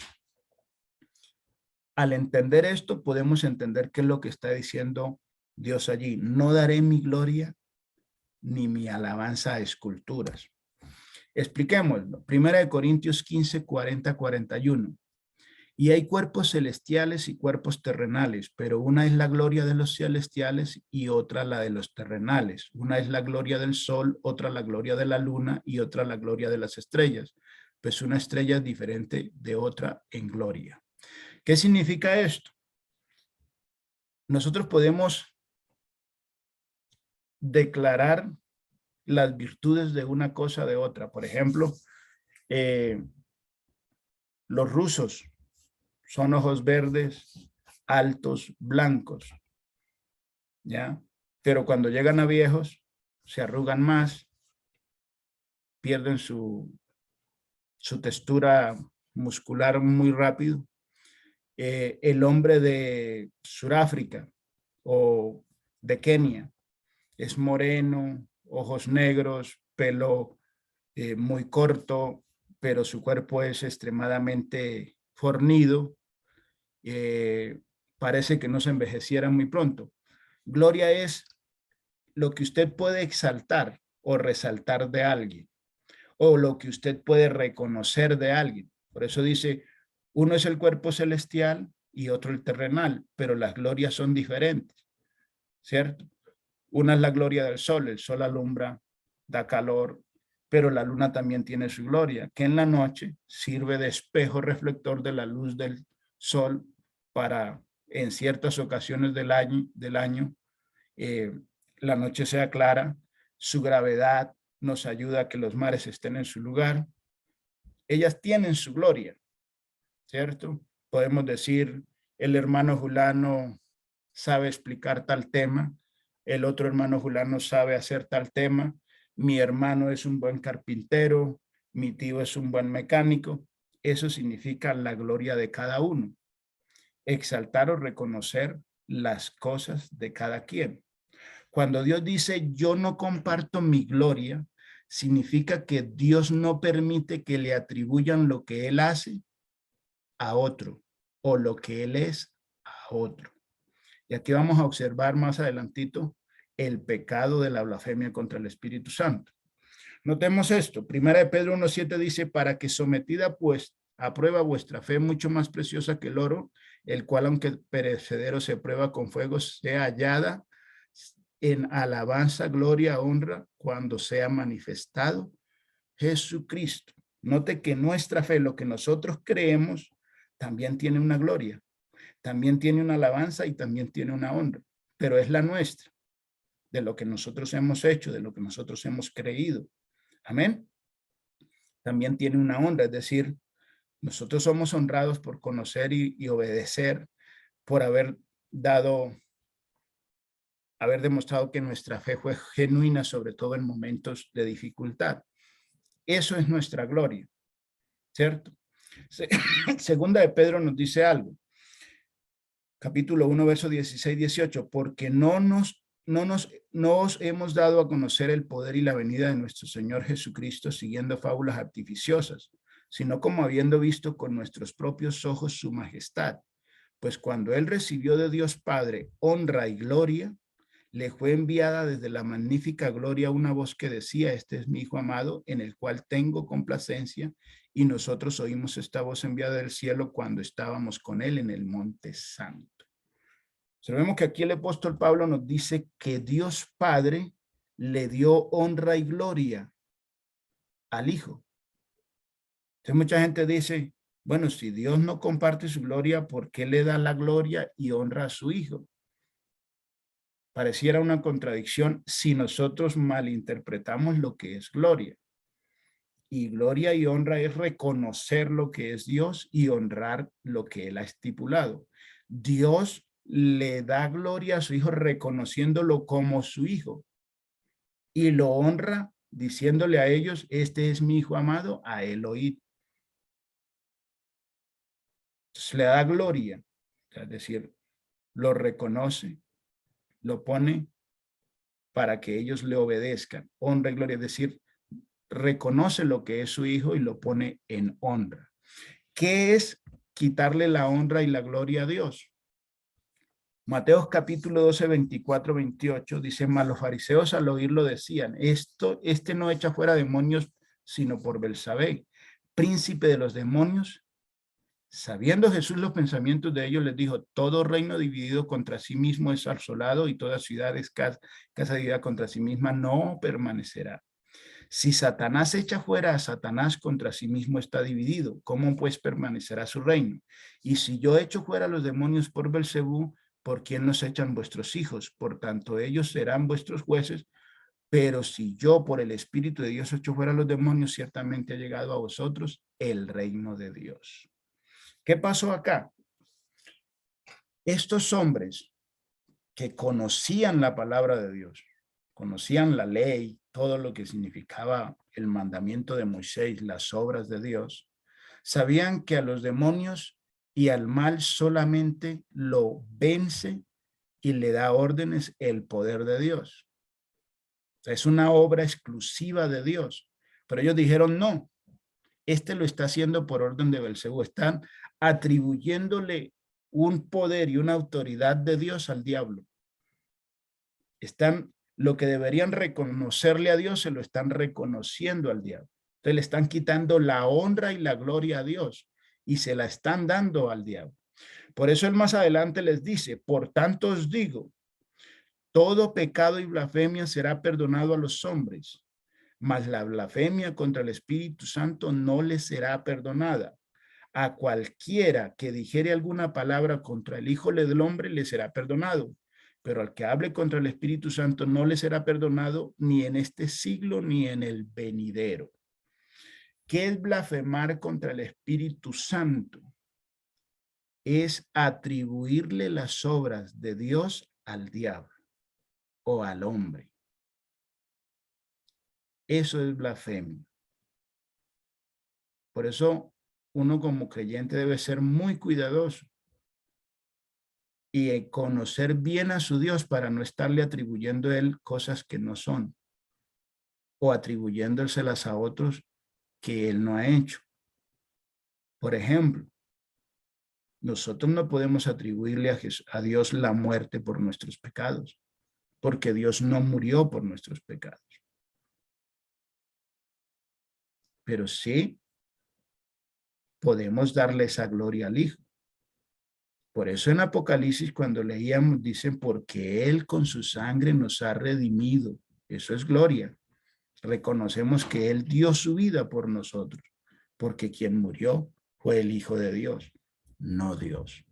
Pero no le podemos decir a Jesús, Jesús creó los cielos y la tierra, el Hijo de Dios. No, porque el Hijo de Dios no creó los cielos y la tierra. Quien los creó es su Padre. Amén. Eso significa blasfemia contra el Espíritu Santo. Atribuirle a otro el poder, los milagros y la obra que Dios ha hecho. Y eso es un pecado de blasfemia. Ese pecado no lo comete cualquiera. Tienen que tener en cuenta eso. No se le puede estar atribuyendo a cualquiera el pecado de la blasfemia. El pecado de la blasfemia lo puede cometer aquel que conoce bien a Dios, que sabe bien qué es lo que Dios ha hecho, que ha disfrutado el poder de Dios, que ha saboreado la palabra de Dios, que ha sentido el Espíritu Santo en él, y después dice, no, esto no lo hizo Dios, esto lo hizo fue el diablo, o esto lo hizo fue un hombre, o esto lo hizo fue un fantasma. Eso es blasfemia, pero se le culpa es a quien haya tenido ese conocimiento alto. La gente a veces ve un borracho por ahí que está peleando con Dios y dice, ay, usted está blasfemando contra Dios. No, el borracho no tiene ni idea en dónde está parado. Porque Dios es justo y Dios no va a demandar juicio de quien no lo ha conocido a él bien. Por eso Jesús les atribuye a ellos, les enseña a ellos, porque hasta el momento ellos no conocían eso. No es que estos fariseos lo hicieron, ese pecado les fue contado, sino que Jesús les enseñó que de ahí en adelante, todo el que haga eso, no se le perdonará. Y se lo está diciendo a los fariseos. Los fariseos eran la línea de religiosos más alta entre los hebreos, conocedores de la ley. Por eso Pablo dice en cuanto a fariseo irreprensible, era decir, unos conocedores del poder de Dios. Por eso dice, si yo he hecho los de Dios en nombre de Belcebú, por nombre de quién los echan sus hijos, ¿cierto? Para explicarles a ellos que estaban cometiendo un error y les dijo que ese error era peligroso para que no lo volvieran a cometer. Entonces, eso significa darle la gloria. Dios no permite que usted le reconozca a otro lo que Dios ha hecho. Tampoco es bueno atribuirle a Dios lo que él no ha hecho. Amén. ¿Están conectados, hermanos? ¿O se sí, hermano Arimel, una pregunta. Amén. Bueno, una pregunta, no como un aporte aquí, pues me vino a la mente este versículo con lo que usted está aplicando, es como decir que Dios hubiera muerto cuando Dios es inmortal. Entonces, amén. Mire que en primera de Juan 4:2, y lo pueden leer ahí, dice, en esto conoced el Espíritu de Dios, que todo espíritu que confiesa que Jesucristo ha venido en carne es de Dios. Y todo espíritu que no confiesa que Jesucristo ha venido en carne, no es de Dios. Y este es el espíritu del anticristo, el cual vosotros habéis oído que viene y que ahora ya está en el mundo. Amén. Primera de Juan 4, ¿qué, hermana? Primera de Juan 4, puede leerlo desde el 1 hasta, desde el 1 mismo, porque ahí Amén. explica, pero ahí Sí, sí. amados, no creáis a todo espíritu, sino probad los espíritus si son de Dios, porque muchos falsos profetas han salido por el mundo. En esto conoced el espíritu de Dios. Todo espíritu que confiesa que Jesucristo ha venido en carne es de Dios. Y todo espíritu que no confiesa que Jesucristo ha venido en carne no es de Dios. Y este es el espíritu del anticristo, el cual vosotros habéis oído que viene y que ahora ya está en el mundo. Amén, hermana. Vamos a analizar este texto y caer en cuenta de algo, claro, porque cuando yo no confieso que fue Jesucristo en carne que murió, estoy negando un sacrificio. Estoy Amén. negando que hubo uno que sufrió el dolor, los tormentos de ese sacrificio, de ese cordero, no sufrió ningún. Estoy negando el sufrimiento, el dolor, los azotes que él recibió, la humillación y lo que él llevó en su cuerpo por nosotros. Amén, Porque hermano. él fue, según Isaías 53, él fue el cordero, el pago por la propiciación. El siervo, amén, sí. Hermana, Entonces, si sí, yo y digo esta Jesucristo, explica, que no fue Cristo que en carne que vino y murió, entonces, si yo digo que fue totalmente el Padre, entonces estoy negando un sacrificio, porque sería imposible matar al Padre. amén, hermana. Bueno, la raíz de esta declaración del apóstol Juan, en esos años, en el siglo I, finales del siglo I, estaba saliendo una doctrina, no que decían que Dios había venido en carne, sino que decían que el Hijo de Dios no era humano, que su carne era más un cuerpo astral. Note allí que no dice que el que no confiese que Dios ha venido en carne, sino el que no confiese que Jesucristo ha venido en carne. ¿Por qué?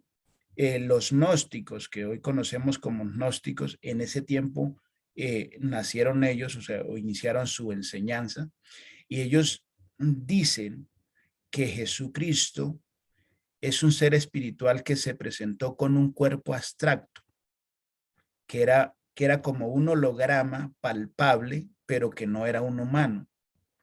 Entonces, ellos dicen que este cuerpo simulaba dolor, simulaba comer, simulaba dormir, pero que no era un cuerpo humano, es decir, no era totalmente un humano.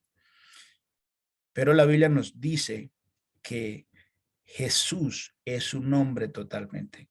El sumo sacerdote, cuando estaban deliberando sobre cómo iban a atacar a Jesús, el sumo sacerdote, sin saberlo, profetizó, escribió el escritor de la Biblia: es necesario que un hombre muera por el pueblo, no un cuerpo astral, no un ser celestial. Y el mismo Jesús dice: vosotros queréis matarme a mí, hombre, que he oído la verdad, que he oído de Dios. Entonces, en razón de eso viene la explicación de Juan, o la advertencia de Juan, porque para ese momento ya estaban los gnósticos empezando a enseñar eso, que el cuerpo del Hijo de Dios era como un holograma abstracto, que lo podían palpar y ver y que simulaba todo eso, pero que no era humano. Amén. Entonces, esa es la razón por la cual él escribe estas palabras. Cuando la gente dice es que Dios se hizo carne, no están negando que el que estaba en el Calvario es hombre. Lo que están es confundidos, que ese hombre es Dios manifestado o encarnado. Entonces hay que orarle a Dios para que nos dé gracia y los podamos sacar de ese error, que les podamos, por las escrituras, abrir el entendimiento, porque así como ellos están confundidos, un día la mayoría de nosotros estuvimos confundidos. Y note que la blasfemia del Espíritu Santo no tiene perdón. Nosotros, aunque decíamos que Dios se había hecho hombre, no y sabemos y entendemos que nosotros tenemos la gracia, el amor, la misericordia y la bondad de Dios con nosotros. Si por haber dicho eso hubiésemos blasfemado, nosotros no tendríamos ninguna cercanía con Dios. Esa es una de las pruebas de que una cosa es estar confundido y otra cosa, por eso le digo, por eso les aclaró Jesús a ellos. Ustedes saben que lo que hace Dios no lo hace el diablo. Entonces, nosotros estábamos confundidos. No era que teníamos un conocimiento y después dijimos, no, eso no es verdad. O teníamos este conocimiento y lo negamos. No, nosotros sencillamente no habíamos tenido la humildad de dejar que la palabra de Dios fuera la última palabra en nuestras vidas. Así que por eso debemos ayudar a nuestros hermanos y tener paciencia, tener misericordia, así como tuvieron con nosotros. Porque igual, no sé ustedes, pero a mí me tomó tiempo y fueron muchas las discusiones que tuve para poder reconocer que ante lo que yo pensaba o yo creía, ante todo eso, está la autoridad de la palabra de Dios. Amén. Amén, pastor. Amén, pastor. Y ok, habla, Sí, mi hermano. perdón, hermano. Sígame. Pastor, Pastor Arimel, ya que usted menciona ahorita, y me parece muy importante lo que dice que uno ha estado equivocado, ¿no? Y esto me recuerda porque el apóstol Pablo, él dice, yo antes he sido blasfemo perseguidor. O sea, está queriendo decir que antes yo estaba equivocado, no entendía realmente quién era el Hijo de Dios. Porque si lo tomamos que era blasfemo en el sentido que él no reconocía las obras de Dios, entonces él no hubiera tenido perdón, ¿verdad, pastor? Amén, hermano. Y note muy bien que él dice que él creía que estaba haciendo la voluntad de Dios. Dice, yo creía el bien hacer cuando perseguía la casa, la iglesia de Dios. Él estaba convencido que lo que él estaba haciendo era la voluntad de Dios. Entonces, exacto, porque era su idea, era su concepto, su fe, lo que había tenido, lo que había abrazado. Era tan profundo él en su fe y en su concepto que si Jesús no se le aparece, no le cree a nadie. Aunque él no vio a Jesús literalmente, es decir, Jesús trató con él, dice que vio una luz y una voz que le hablaba. Si no es por eso, Pablo no, o sea, era un hombre de fe. Aunque su fe estaba equivocada, era de fe. Por eso es importante entender, la mayoría de las personas quieren defender lo que creen porque aman lo que creen y porque hasta ese momento es lo que tienen y se sienten bien con eso. A veces la gente se va contra la fe de los demás sin contemplar eso, que no lo están haciendo a voluntad propia, sino que sencillamente eso es lo que tienen. El maestro que yo tenía dos frases, decía, no critiques lo que tienen, dales lo que les hace falta. A veces uno se entretiene más diciéndole, usted está errado, usted está equivocado, usted está mal, usted es hijo del diablo, y se pasa uno el tiempo en eso, que no le explica a uno la escritura a la gente. A veces claro. uno ve evangelistas Sí, en la calle diciendo, ya se acercó el día de la venida en que Dios vendrá y quemará el mundo y se derretirán sus ojos y sus lenguas se deshacerán y se van a ir al infierno, hijos del diablo, hijos del demonio. Empezamos evangelistas que dicen hablar de Dios y están hablando es de todos los juicios, cuando Jesús mandó a los evangelistas era a dar la buena noticia. Ya el mundo sabe que está en pecado. Alguien le dijo a otro, es que usted es un pecador. Y se le paró esa persona y le dijo, usted no peca. Y el otro le tocó quedarse callado. Ya todo el mundo sabe que es pecador. Lo que el mundo necesita escuchar es la buena noticia. Un hombre, Amén, amén. le voy a dar este testimonio, un pastor tenía en un pueblo a un alcohólico y lo invitaba todos los días a la iglesia, pero el alcohólico no iba. Una vez llegó el alcohólico a la iglesia y entonces él aprovechó y le habló prácticamente al alcohólico, el borracho, que bueno. Cuando terminó la predicación, se acercó al alcohólico y le dijo, cuénteme, ¿cómo le pareció la predicación? Y el alcohólico le dijo, pastor, usted me dijo todo el daño que hace el alcohol, todos los problemas que le acarrean al hombre por el alcoholismo, pero no me dio la solución. Yo necesito es la solución. Yo ya sé que soy alcohólico. Yo vengo por una solución y usted por estarme criticándome a mí, no me dio la solución. Y eso es lo que nosotros debemos pedirle a Dios. Dios amado, ayúdanos para cuando tengamos la oportunidad de compartir, demos la solución. Usted nos use y demos la solución a las personas. Porque para criticar hay muchos, para pelear hay muchos, pero quienes lleven la buena noticia son contados. Amén. Amén, amén, pastor. Por eso Pablo dijo, ¿verdad? Me propuse no saber cosa alguna, sino a Cristo y este crucificado, ¿verdad? O sea, que para Pablo, él lo tenía claro, ¿verdad? De que el evangelio no es otra cosa sino de Cristo y ¿verdad? Crucificado y que resucitó de los muertos, ¿verdad? Ese es el evangelio, ¿verdad? Para los que crean en su Hijo, ¿verdad? Para que crean en el Hijo, porque si decimos que Jesús es Dios, entonces ¿cómo van a creer en el Hijo de Dios? Pues, eso es algo que también me llegó. Yo cuando, ¿verdad? Era modalista, yo defendía, ¿verdad? Lo que era Jesús como Dios y como hombre, ¿no? Él actuaba como Dios y a veces como hombre, pues yo decía, por entonces, ¿cómo voy a predicar a Jesús, el Hijo de Dios, que es el medio de salvación que Dios nos proveyó a nosotros? Entonces, ¿cómo vamos a predicar al Hijo de Dios si también estoy diciendo que Jesús es Dios?